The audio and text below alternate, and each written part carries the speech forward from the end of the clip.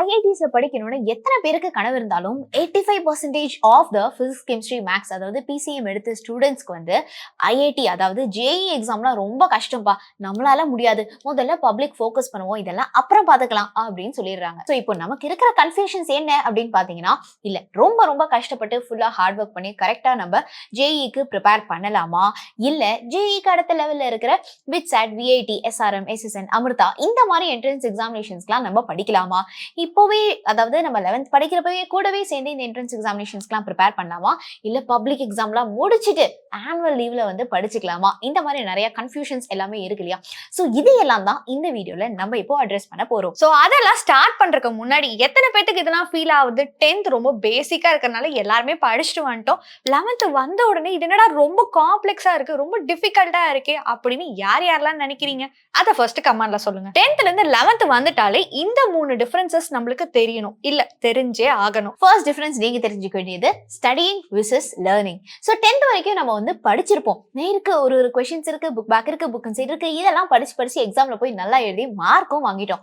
ஆனா 11th ஸ்டாண்டர்ட்ல இருந்து நீங்க ஸ்டடி பண்ணக்கூடாது, நீங்க லேர்ன் பண்ணணும். ரெண்டுத்துக்கும் என்னதான் டிஃபரன்ஸ்? ஒரு விஷயத்த நம்ம படிக்கிறப்பவே இது எங்கெல்லாம் எப்படி எல்லாம் யூஸ் ஆகுது, இந்த கான்செப்ட் நமக்கு 12th படிக்கிறதுக்கு இது என்ன பேசிக்ஸா வந்து ஆக்ட் ஆகுது, இதுல இருந்து எப்படியெல்லாம் வந்து கொஸ்டின்ஸ் கேட்பாங்க, ரியல் லைஃப்ல இது எப்படியெல்லாம் நம்ம அப்ளை பண்ண போறோம் அப்படின்னு ஒரு கான்செப்ட் அதுக்கு பின்னாடி இருக்கிற பேக்ரவுண்ட் அண்ட் அப்ளிகேஷன்ஸ் ஓரியன்டா நீங்க புரிஞ்சு படிக்கணும். அதை எக்ஸாம்ல எப்படி போய் அப்ளை பண்றோம் அப்படிங்கிறது உங்களுக்கு தெரிஞ்சிருக்கணும். 10th வரைக்கும் டீச்சர்ஸோட கைடன்ஸ் நம்மளுக்கு இனாஃபா ஓகேவா இருந்தனால நம்ம மார்க் வாங்கிடலாம். ஆனா 11th அப்படி கிடையாது, நாம எல்லாரும் பெரிய பசங்களாயிட்டோம். ஸோ ஒவ்வொரு விஷயத்தையும் நம்ம பின்னாடி கேள்வி கேட்க ஸ்டார்ட் பண்ணும், இது ஏன், எதுக்கு, எங்கெல்லாம் யூஸ் பண்ண போறோம் அப்படின்னு கேள்வி கேட்கணும். மொத்தத்துல உங்களோட கேள்விங்கிற நாலேஜை அதிகப்படுத்திக்கிட்டே இருக்கணும். கொஞ்சம் பொறுப்பா நம்மளோட வேலைகளை நாமளே பின்னாடி ஸ்டார்ட் பண்ண ரெடியா இருக்கணும். ரொம்ப முக்கியம். நம்ம ஒன்றும் பப்ளிக் எக்ஸாமுக்கு ப்ரிப்பேர் பண்ணிட்டு இல்லை, ஜேஇ அதாவது lakhs and lakhs of students நம்ம கூட சேர்ந்து காம்பீட் பண்ண போறாங்க. அப்போ ரொம்ப இம்பார்ட்டன்டான ஒரு விஷயம் தான் அவேர்னஸ். ஸோ எங்கேருந்து எப்படியெல்லாம் வந்து கொஷின்ஸ் கேட்பாங்க, நம்ம எப்படி படிக்கணும், ஒரு கொஷினை எப்படியெல்லாம் ஃப்ரேம் பண்ணி கேட்கலாம், எவ்வளோ ப்ரிப்பரேஷன் கரெக்டாக இருக்கும், என்னென்ன புக்ஸ் நமக்கு ப்ராப்பராக வேணும், ஒரு நாளைக்கு எவ்வளோ கான்செப்ட் படிக்கணும், அதுக்கு எவ்வளோ டைம் எடுத்துக்கணும், எவ்வளோ டைம்ஸ் நான் கொஷின்ஸ் ப்ராக்டிஸ் பண்ணணும், ஒரு சாப்டருக்கு எவ்வளோ ப்ராப்ளம்ஸ் நான் சால்வ் பண்ணணும், இதை பற்றின ஒரு கம்ப்ளீட் அவேர்னஸ் உங்களுக்கு இருந்தாதான் இந்த பர்டிகுலர் ப்ரிப்பரேஷன்ல நீங்க ரெடியாகி இதுல ஜெயிச்சு காட்டவே முடியும். ஸோ பப்ளிக்ல நம்ம சூப்பர் மார்க் வாங்கிட்டோம் அப்படின்னு சொல்லிட்டு இதெல்லாம் ஜெயினா ஜுஜுபி நம்ம ஈஸியா கிராக் பண்ணிடலாம்னு சொல்லிட்டு சில பேர் ஓவர் கான்ஃபிடன்ஸ்ல இருப்பீங்க. இந்த ஓவர் கான்ஃபிடன்ஸ் எப்படி உங்களுக்கு வரும் தெரியுமா? 11th இருக்க ஃபர்ஸ்ட் சாப்டர் மட்டும் பார்த்துட்டு இதே மாதிரிதான் எல்லா சாப்டர்ஸும் வரப்போது ஈஸியா பேசிக்கா தான் இருக்குன்னு நினைச்சுப்பீங்க. ஆனா அது உண்மை கிடையாது.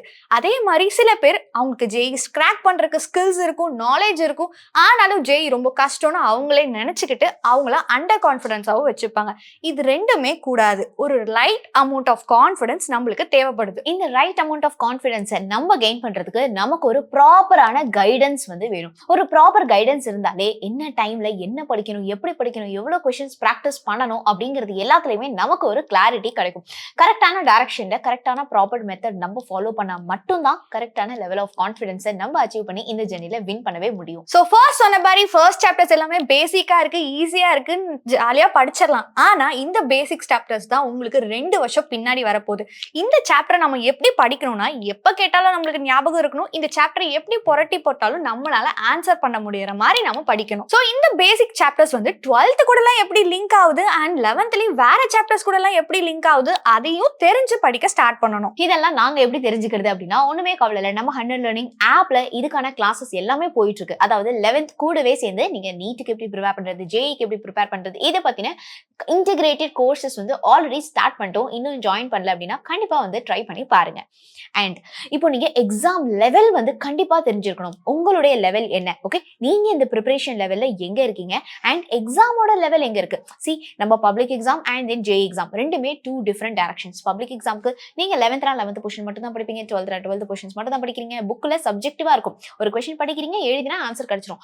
ஆனா ஜேஇ எக்ஸாம் அப்படி கிடையாது, ஆப்ஜெக்டிவா இருக்கும், கொஷின்ஸ் கன்ஃபியூஸ் ஆகி இருக்கும். அண்ட் 11th சாப்டர்ஸ் 12 சாப்டர்ஸ் எல்லாத்தையும் படிக்கிறோம். அண்ட் 3 சப்ஜெக்ட்டும் சேர்த்து ஒரே நாள்ல எக்ஸாம் எழுதுறோம். அண்ட் நம்மளுடைய காம்படிட்டர்ஸ் பாத்தீங்க அப்படின்னா ஆல் இந்தியா லெவலில் lakhs and lakhs of students வந்து இருப்பாங்க. ஸோ ஒரு ப்ராப்பரான guidance and then study strategy இருந்தது அப்படின்னா உங்களுடைய லெவலை எக்ஸாமோட லெவலுக்கு நீங்க இன்க்ரீஸ் தாராளமா பண்ணலாம். சோ இப்போ ரேஸா இருந்தாலும் சரி, மாரத்தானா இருந்தாலும் சரி, ஃபர்ஸ்ட் நம்மளுக்கு ஓட தெரிஞ்சிருக்கணும். ஓட தெரியறதுக்கு நம்ம மேனுவலா படிச்சுதான் ஓடணுமா அப்படின்னா கிடையாது.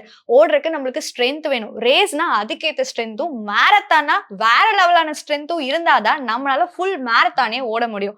இந்த இடத்துல ரேஸுங்கிறது பப்ளிக் மாதிரியும், மாரத்தானுங்கிறது என்ட்ரன்ஸ் மாதிரியும் அதுக்கேற்ற ஸ்டாமினாவை நாம டெவலப் பண்ண ஸ்டார்ட் ஆகணும்.